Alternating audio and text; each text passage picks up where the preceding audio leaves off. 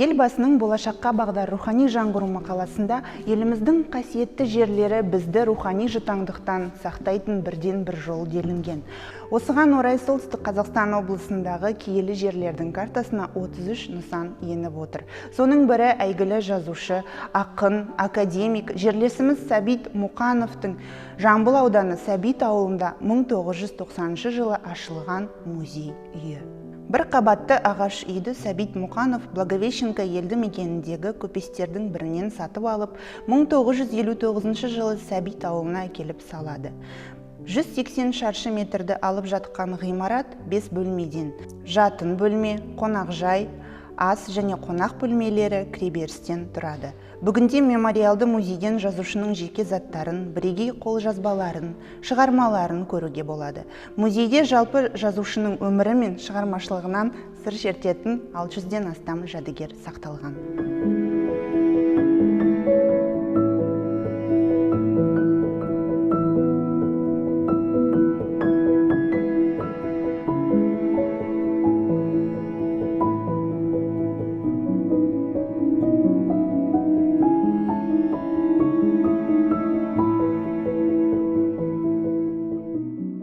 Биыл Сәбит Мұқановтың 120 жыл мерейтойы республика деңгейінде аталып өтуде.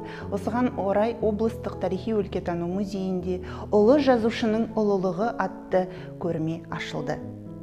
Родился Сәбит Мұқанов в нашей Северо-Казахстанской области, в Жамбыльском районе 26 апреля 1900 года.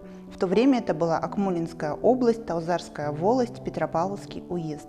Место, где родился Мұқанов, называется Жаман-Шубар. Аул находился на берегу озера Дос.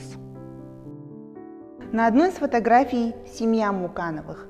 У них было 6 детей, 4 сына и 2 дочери. В счастливом браке с Мариям Апай Сәбит Мұқанов прожил 47 лет. Великая женщина Мариям Кожахметовна прожила до 101 года. Сәкен Сейфуллин, Бейімбет Майлин, Бауыржан Момышұлы Мариям Апайды сұлу шаш келін деп атаған. Елбасымыз Нұрсұлтан Назарбаев Мариям Апайды көзі тірісі кезінде Мариям апа ел анасы деген үлкен баға берген. С малых лет Сәбит отличался превосходной памятью, любовью к поэзии и трудам Абая Кунанбаева. Начал писать собственные стихи, еще будучи 14-летним подростком, что стало началом его творческого пути. С 1931 по 1936 года Сәбит Мұқанов учится в Москве в Институте Красной профессуры. Здесь выходит в свет его книга на русском языке «Тулпар» в 1934 году. Сәбит Мұқанов өзінің жазған хаттарының көшірмесін сақтап отырған. Алдарыңызда музей қорында сақталған жазушының өз қолымен жазылған жерлесіміз Қазақстанның халық әртісі актер Геннадий Шарнинге жазған хаттары қойылған.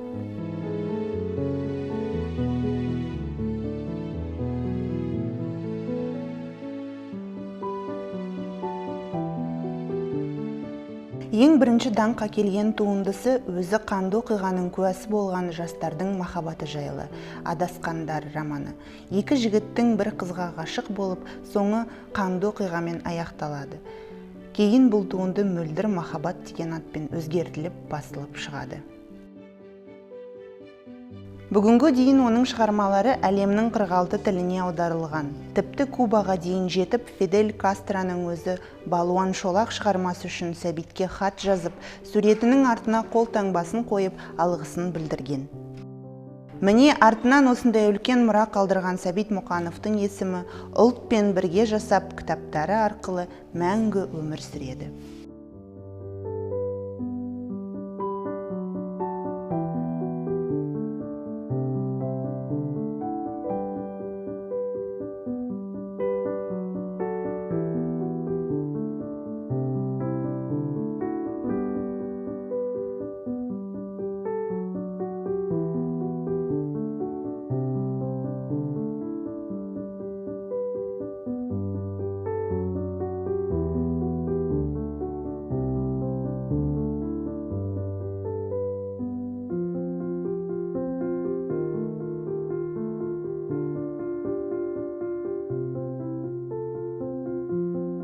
Сабит Муканов – классик национальной литературы, который писал произведения в различных жанрах, создавая основы казахской культуры XX века.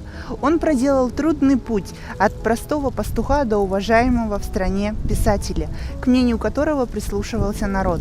Произведения Муканова популярны и известны далеко за пределами нашей Родины. Имя Сабита Муканова увековечено в памяти народа. Его именем названы в городе областная библиотека, областной казахский музыкально-драматический театр, улица, установлен памятник.